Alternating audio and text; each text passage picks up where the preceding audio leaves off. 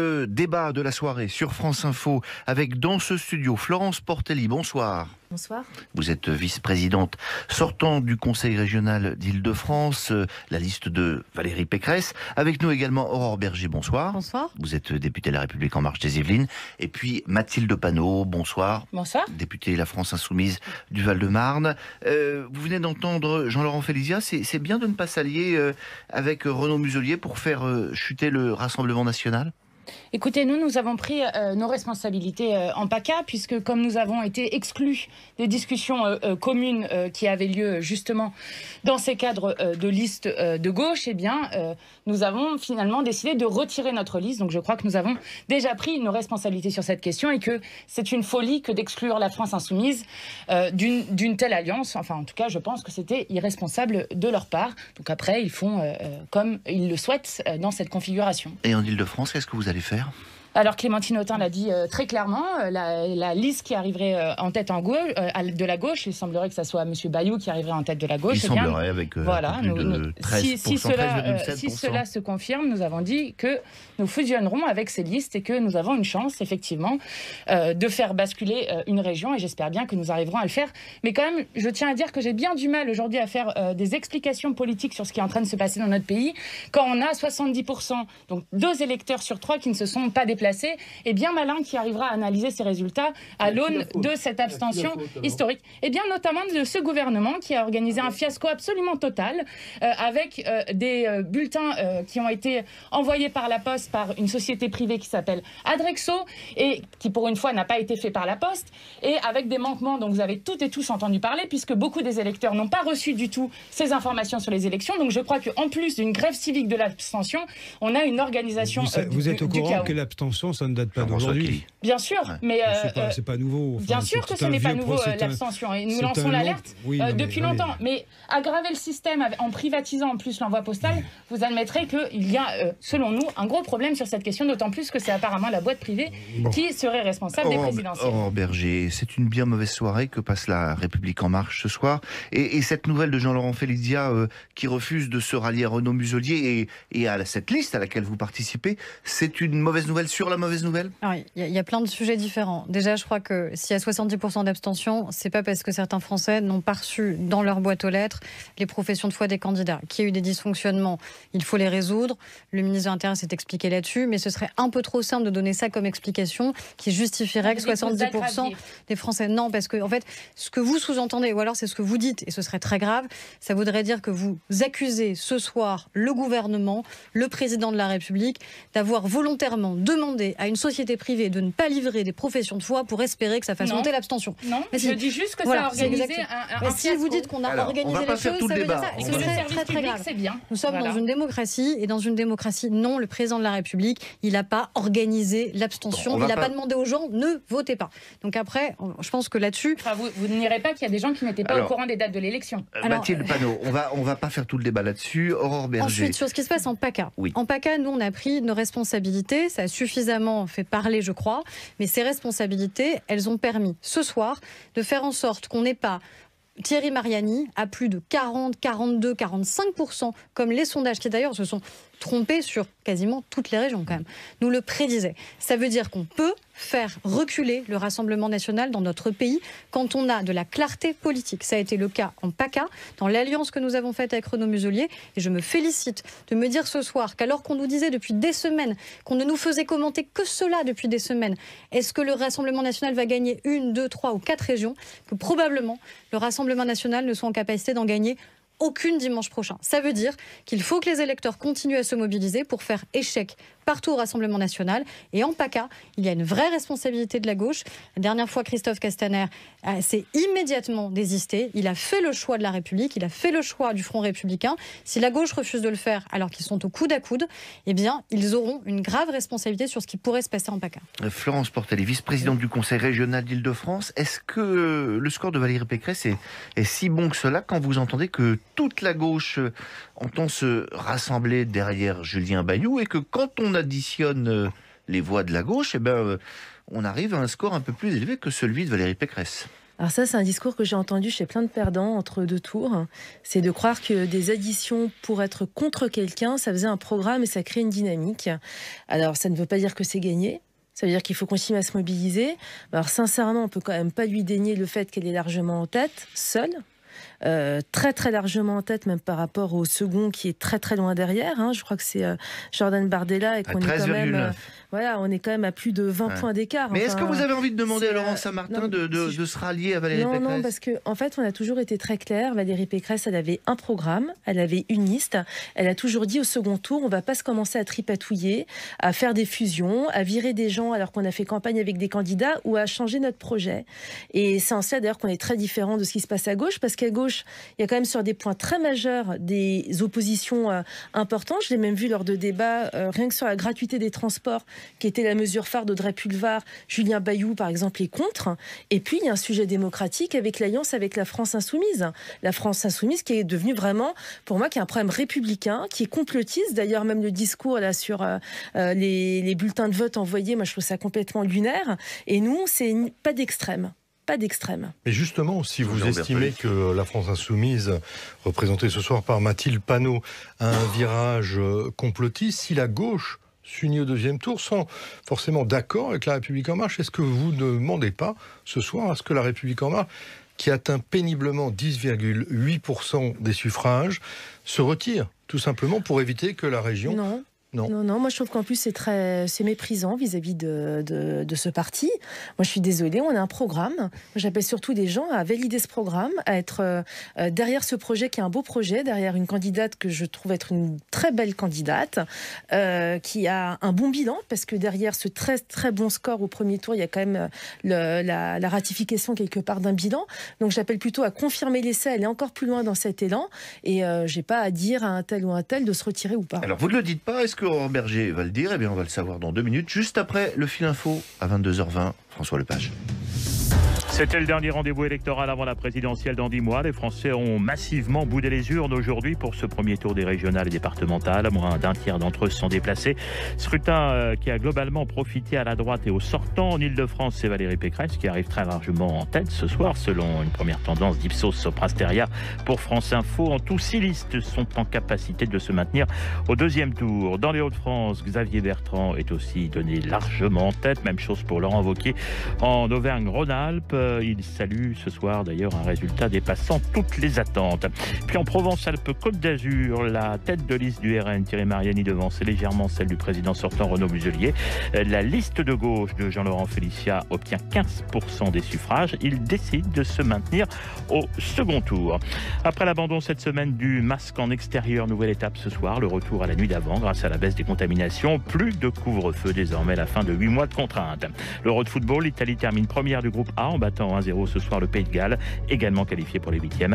La Suisse est en ballottage favorable après avoir éliminé la Turquie 3-1.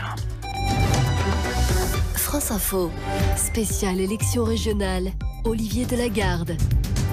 Et toujours avec Florence Portel, vice-présidente sortante du Conseil régional d'Île-de-France, proche de Valérie Pécresse, Aurore Berger, députée La République En Marche des Yvelines, et Mathilde Panot, députée La France Insoumise du Val-de-Marne. Alors Aurore Berger, vous avez entendu que finalement Valérie Pécresse ne vous demande rien, et pourtant elle est en difficulté, elle pourrait être en difficulté en Île-de-France. Est-ce que Laurent Saint-Martin ne pourrait pas se retirer ? Écoutez, c'est pas envisagé qu'on puisse se retirer. Je vois pas pourquoi on le ferait, honnêtement, en Ile-de-France, vu la configuration politique qu'on a en Ile-de-France. Ce qui est certain, c'est que les additions, elles n'ont jamais fait des résultats électoraux, sinon ça se saurait. Et il y aurait eu d'autres majorités ces dernières années. J'étais juste avant vous en plateau, et il y avait les 3 représentants de la gauche. Et ce qui est assez intéressant, c'est que finalement, ils disent absolument pas la même chose d'un point de vue national.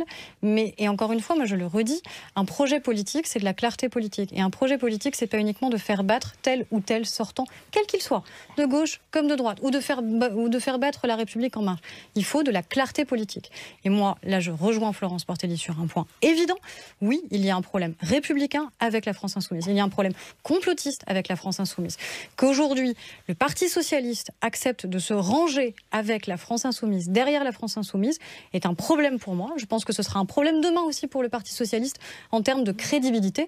Et d'ailleurs, dans un certain nombre de régions où le Parti Socialiste est en tête, je vous remarque qu'ils n'ont pas fait fait ce choix-là, délibérément, et qu'ils n'ont pas voulu s'allier. Donc si demain on explique aux Franciliens qu'en effet on fait du tripatouillage électoral pour essayer de sauver la gauche en Ile-de-France, je ne crois pas que ce soit un choix de clarté politique. Il y aura un choix qui est la présidente sortante, il y aura des listes de La République En Marche qui seront nous aussi les mêmes qu'au premier tour.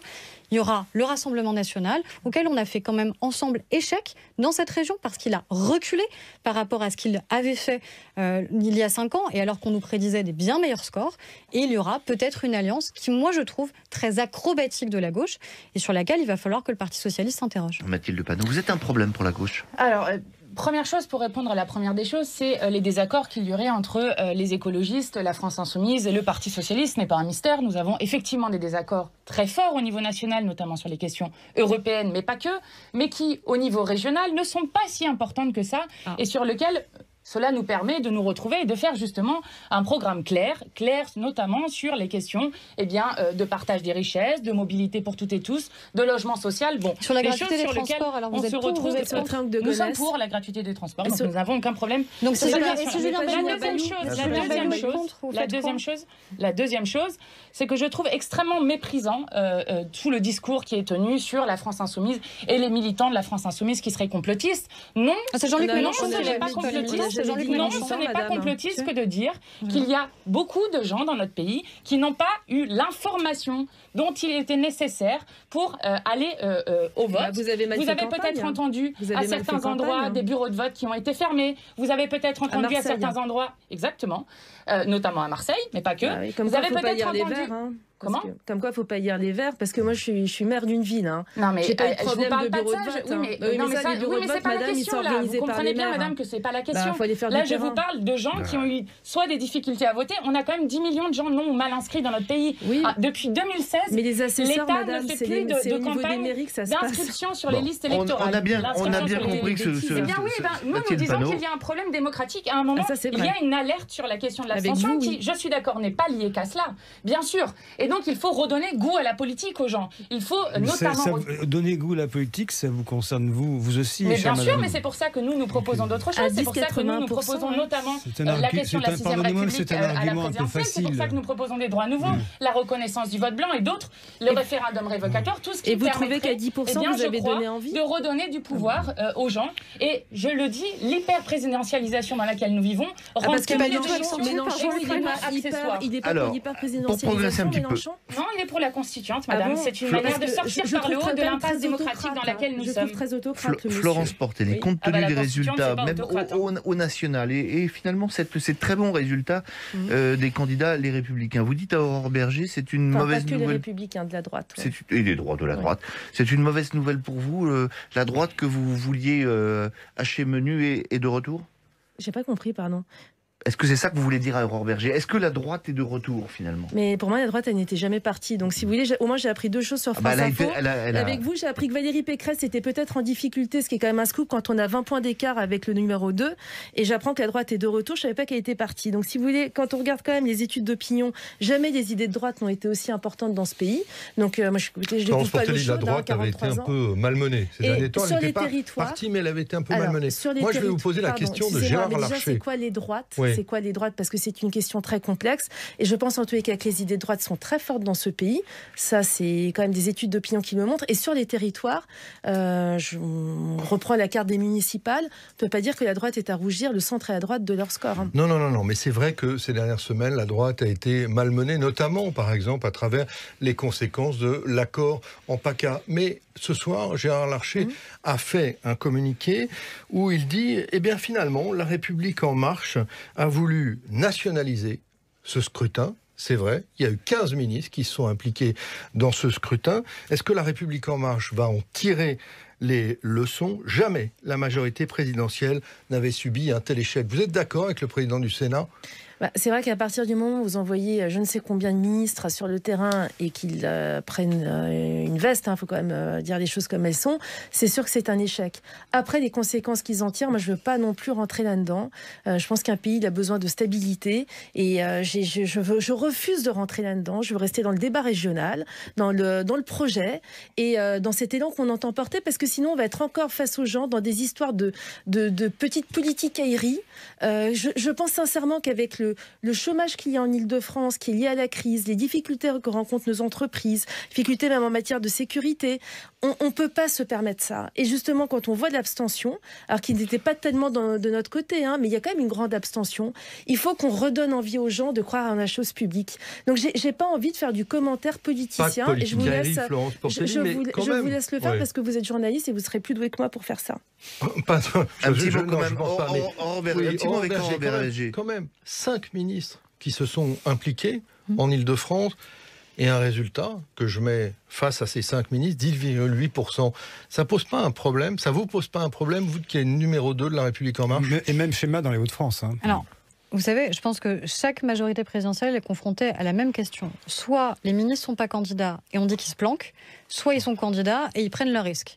Valérie Pécresse, la première fois qu'elle s'est présentée à la région Île-de-France, elle était ministre, elle a perdu. Ils prennent le risque et vous allez en tirer les conséquences? Et il n'y avait pas eu de conséquences nationales, parce qu'à un moment, on avait justement dit qu'il y avait une élection qui était une élection régionale. Et donc, ce qui était vrai il y a 10 ans, pas pourquoi ce serait complètement invalidé aujourd'hui. Donc, ce qui est certain, c'est qu'on ne peut pas faire comme si il ne s'était rien passé.